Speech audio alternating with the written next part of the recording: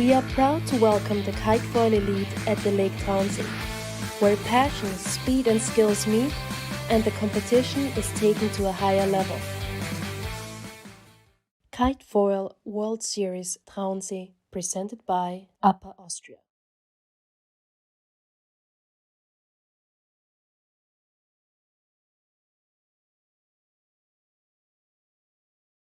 We've been waiting for the wind to fill in. It looks like we are finally getting into the action. Hi, my name's Andy Rice, and with Mirko Bobini, aka President, and Lorenzo Boschetti, world ranked #1 in Formula Kite, we are going to be talking you round the racetrack. Lorenzo, it's 58 riders across the men and the women, 26 nations, 5 continents. This is a truly world-class turnout. And what about, I mean, it must hurt for you not being out there. You're injured at the moment. That's why you're not racing. Who do you think is looking good for these conditions? Yeah, Andy, you're right. For me, it's not good to stay here. Like, I'm happy to stay here with you, but I would like to be in the water with all my friends and all the other riders.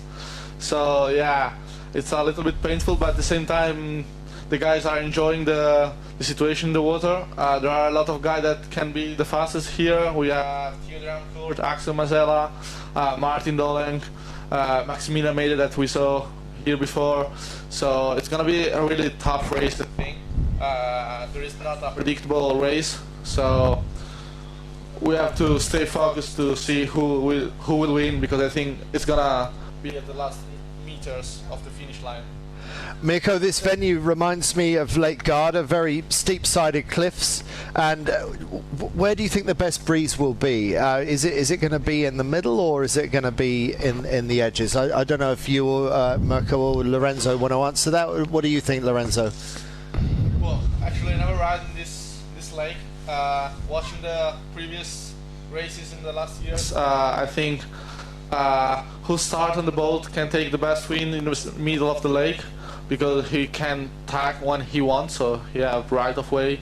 So yeah, it's gonna be a big battle at starting boat, I think. Mirko, what are your thoughts about this racetrack? I mean, like all the places where you're gonna sail, like here around the lake with mountain, is really important how the skill having open eyes from the sailor point of view. So you have really to spot all single gusts everywhere, on the right, on the left, because it's not gonna be always the same. It can change any second. This is why also when we heard this morning Max Mader say you are really to keep an open eye everywhere. You never predict what is gonna happen. You have to try to predict what it can happen, might happen afterwards. So, and also from Dennis, we understand that it's better to stay close to the race committee board and have a look if there is any shift on the last minute, because it might change over the last minute, and do the right call at the last second. So let's see. It seems that there is more wind on the right side, but let's see how it's gonna work later. And Lorenzo, at the top of our picture, just on that last picture, you could see that there was that line of glassy water where that sailing yacht is. So the riders, if they go into that zone, what will happen for them? It's really risky to go there. Like, you just need to stay as closer as the upwind mark and not go in overlay line, because the wind is really, like, there is a strict line with, you can't go over there, so it's gonna be really tricky. If you go there, you will gonna swim if nothing changed before. And so we're just a little bit more than 2 minutes away from this start. Mirko, just looking down the list in yellow group, who are you going to pick out as the likely contenders for winning this first race? I honestly, with you, it's really difficult to say who is gonna win. But I can tell you, Martin Dolenk might be, and then Conor Bainbridge, and then there is sometime is an outsider, Alexander Helen, which lately on the last few event it was almost on the front of the fleet on this particular condition. So Let's see. It's not written yet. It's not written yet, but Lorenzo, looking down that list, I'm wondering if there's a couple of other people you'd like to highlight. Yeah, there is Yanis Maus from Germany and Axel Mazzella. So this race is gonna be really tight with all these guys from all over the world. It's like it's crazy how the level is so close. Like everybody is training and like they win the race about like one board, so one leg. So it's crazy. So it's gonna be really tough.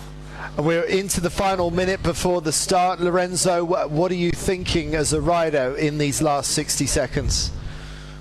In my opinion, the rider needs to think to have the best start ever, so be clean from other riders, but at the same moment you have to be in the good spot of the line. So, and what you think in the past, because you have to prepare your start. You can't just go there and do the start.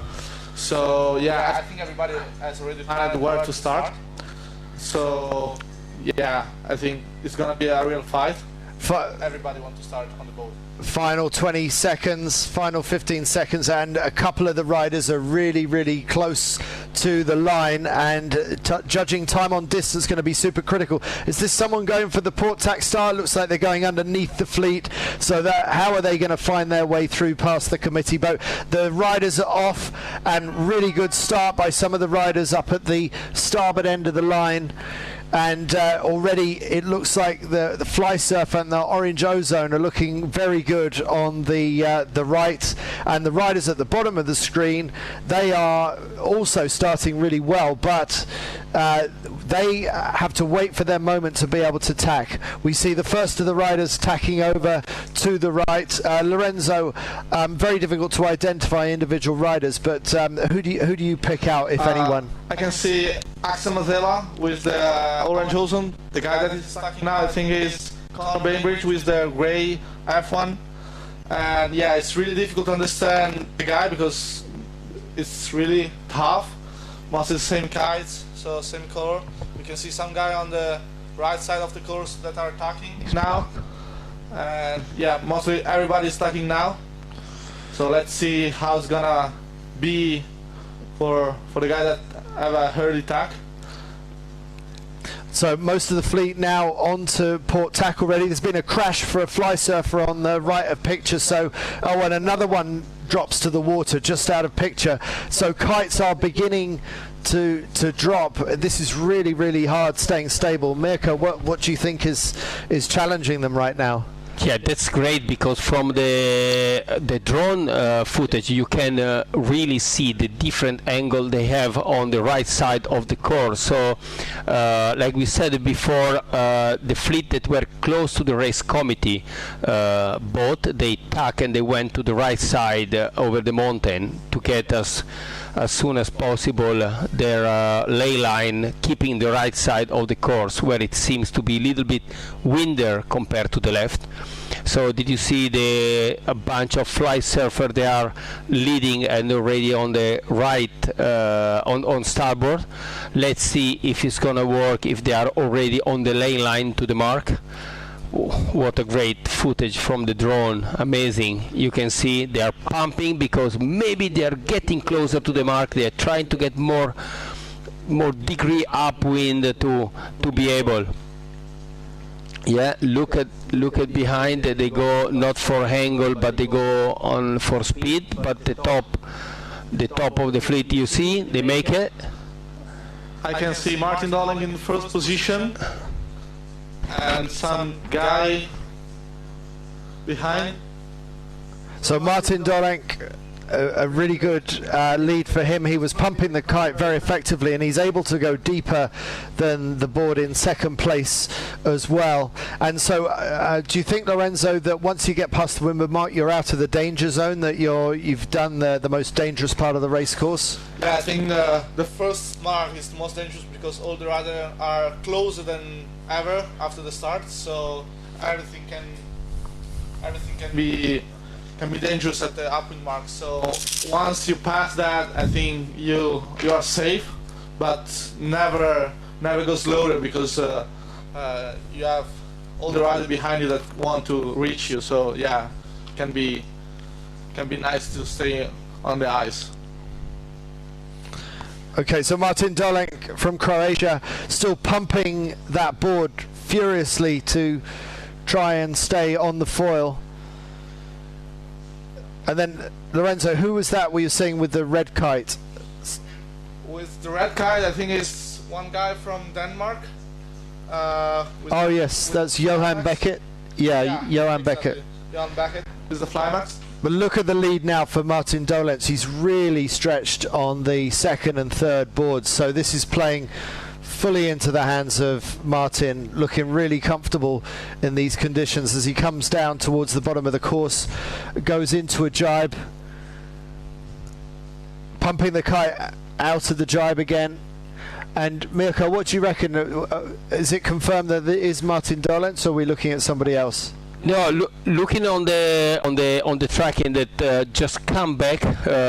So we got Dennis Taradin in front of the fleet, and Martin Dolenc and Connor Bainbridge, but they are shaking quite easily from the back of the fleet. So the first one stating on the tracking that is Dennis Taradin. I think there's maybe quite a time delay on. Yeah, on and also is there? Yeah, Martin is getting first, and then is second and third back at. But that so Martin is first. That's Martin we're looking at now, correct? Yeah, that's Martin. I think he got free better way at the open marks, so he could have better win while he was going downwind. So now he's racing, we can say, alone. So he can make the best choice with the win. So with his height, he's looking at the best, the best win in the lake. So he's taking the decision where to go and not. So looking very comfortable there, but oh no, it's been abandoned. And you can see the look of frustration. November flag being displayed. Amazing. Martin clearly very upset about that because he had been sailing that race absolutely impeccably. He was the clear runaway leader, but the abandonment flag means that there's no victory for Martin Dolenc of Croatia on this occasion. Well, Lorenzo, what did you like about the way that Martin attacked that race? It's really nice because Martin did a good start. He take an early attack, so he went all to the right. And so he take the good win on the middle and right side of the lake. But the best thing I think is that he was clean at the upwind mark, so with nobody in front and nobody downwind to him. So he got a clean win, so he could go faster than anybody else in the downwind because he did a good rounding of the windward mark. So yeah, I think good choice to go for an early attack for Martin. And interesting to see that behind Martin it was Dennis Taradin. We had him in the studio earlier, the rider from Cyprus, and then Johan Beckett from Denmark in third with the red kite. Very good performance by Johan because he's not full time, is he, Mirko? So very good performance there. Yeah, really good performance. I guess that is used to sail on the light wind, and he took a great start, and then following the leader.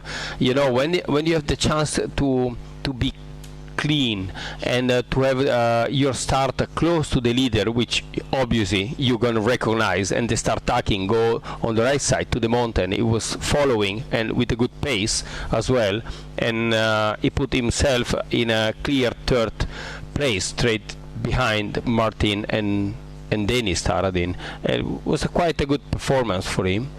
Yeah, very much. And Noah Runciman of USA, one of the younger riders, coming in fourth, or no one coming in anywhere actually because the race was abandoned, but this is where they were lying during the race. And Connor Bainbridge trying out a 25-meter kite, Lorenzo. Has there ever been a bigger kite than 25 square meters? No, the 25-meter kite is the biggest kite we ever seen in KiteFoil history and kite history. So I think the 25 is really nice kite for really light conditions. We can see now most of the riders coming back to the ashore because the there is not any more wind, and they are trying to keep safe their kite and not keep it wet. Yeah, and that's a key skill, isn't it? We really need to see these kites stay off the water. If you get your kite wet, it just makes it even harder to keep it in the sky for the race after that, doesn't it? Yeah, like your kite in this light condition should be super light. Otherwise, if you get your kite wet, it's heavier, and with this marginal condition, it's hard to get the kite in the air, and it's hard to make it flying properly. So yeah, everybody is trying to do their best to keep the kite dry and not wet.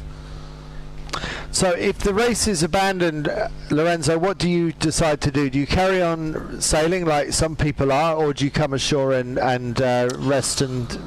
Everything depends on the really condition that are in the water. Like, if the condition were not too marginal, so I could ride and I could say to all the judges that are in the boat to say I can sail. So I want a race. I would love to stay in the water. But if the conditions are really low and the risk is to swim, I think I would like to come back to the shore and keep safe my kite. A couple of kites are in the water. We will be back to you with an update on the next race very shortly.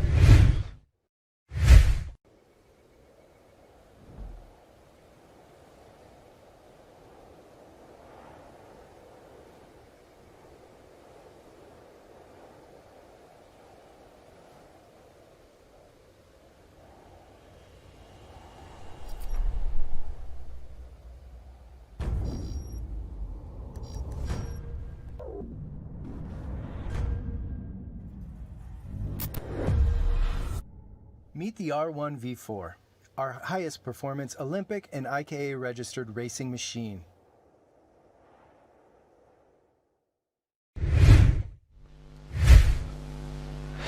Right, so the wind is playing tricks with us again. It's been Trounsey playing tricks on us for the last few days. We see glimmers of hope, but at the moment we are going to go offline again. We will come back to you.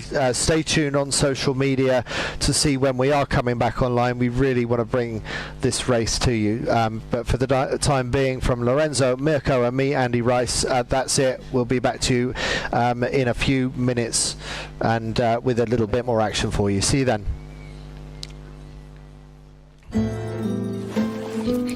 Wir sind auf der Suche nach dem Echten, dem Kostbaren, nach Menschen, die ihr Handwerk pflegen, weil sie es mit Herz und Händen lieben und dabei Neues entstehen lassen.